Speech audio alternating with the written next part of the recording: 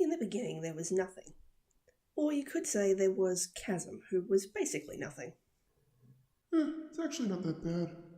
Kinda dark, but at least it's nice and quiet. Hello! Whoa, what the? And then a bunch of other deities sprang spontaneously into being. Gaia, the earth, Tartarus, the abyss, and Eros, the concept of love. Out of the chasm then came two more kids, Erebos and Night. Then those two decide to mingle, and from that is born Aether and Day. Gaia takes a cue and creates a partner equal to herself. Uranus, or Heaven, the representation of the sky. Then they get busy making lots and lots more little divine babies together. Uranus is a pretty expectant guy, though. If he doesn't like the look of one of his kids, he traps it straight back in Gaia's womb. That is not how that works! Also, this man is never satisfied, and a woman can only say, "I have a headache," so many times. So she gathers her children together, fashions a sickle, and tells them, one of us has got to deal with this guy, and it's not going to be me.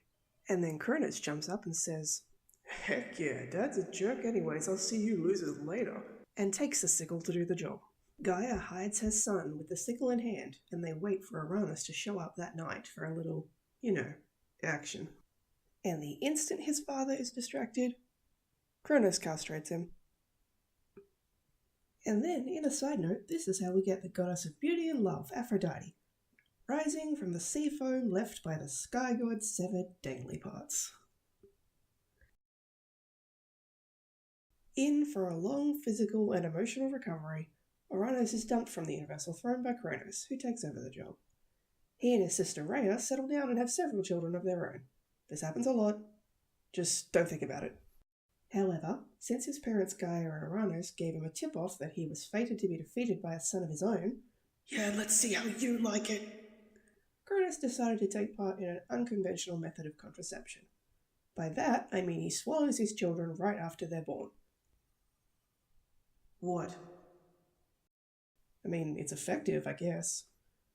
So this ends up happening to baby Hestia, Demeter, Hera, Hades, and Poseidon. Rhea, having finally had enough at this point, decides to put a stop to this when she's about to give birth to baby Zeus. "So, can you help me?" "Well, actually I was hoping you could just help me hide him away until he's old enough to fix this himself." "Suit yourself, I guess." So Rhea goes to Crete to give birth to her son, and then gives him to Gaia to hide away. She, meanwhile, wraps a rock in a swaddling cloth and gives it to Cronus instead. "Oh, honey, there you are. You know the drill." And thankfully, Cronus doesn't really pay much mind to what he puts in his mouth and swallows that sucker down without a second thought. Due to strange godly life cycles, it isn't long before Zeus is strong enough to confront his father. Cronus, no doubt, has several questions, but he doesn't get a chance to ask, because Zeus immediately makes him throw up his swallowed brothers and sisters. "Hey there, guys, I'm your brother. Want to help me fight a war? Cool, let's go." Zeus rallies his brothers and sisters in readiness to fight against their father and the other Titans. He also freed the other children that Uranus had imprisoned beneath the earth, the Cyclopses, Prometheus, and Epimetheus. They were so grateful for this that the Cyclopses forged him a new weapon, the Thunderbolt. "This is the coolest thing ever. I am never putting this down." Soon enough, they faced one another on the battlefield, Zeus with his new weapon, the Cyclopses and the Olympians, against the Titan armies of his father Kronos, waging epic battle for the right to rule over the universe. Okay, I need a timeout, Pops. Give me a second. Sure. Hey, you guys want to get in on this? Oh, okay, cool. I would like to request a timeout. Wait, why didn't he do that earlier? This proved to be the turning point in the battle. The Olympians won, and Zeus imprisoned his father and the other Titans deep beneath the earth in Tartarus, which is a long, long, long way down. Is this the end of our story? Not quite. Gaia, clearly without much foresight, is pretty angry when the war against her son and the Titans left her deposed at the hands of her grandkids.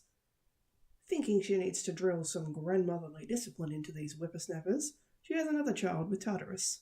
He was known as Typhon and was a terrifying beast, reaching as high as the stars, hands from east to west with dragon heads, hundreds of hissing vipers, whole body covered in wings, fire blazing from his eyes.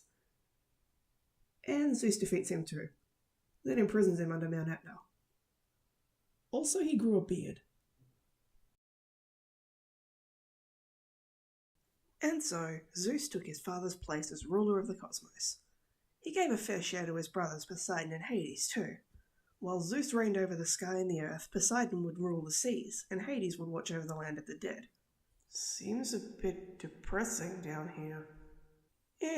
Get yourself a dog or something, you'll be fine. He marries his first wife Metis, but about the time she was pregnant with their first child, he heard from Gaia and Uranus that his child was destined to end up being as powerful as him, and he should just swallow her to be safe. Well, seems reasonable to me. Oh, come on!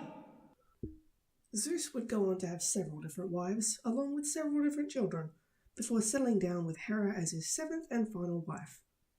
And by settling down, I mean he stuck his thunderbolt in any woman he saw, and Hera spent most of her days getting vengeance.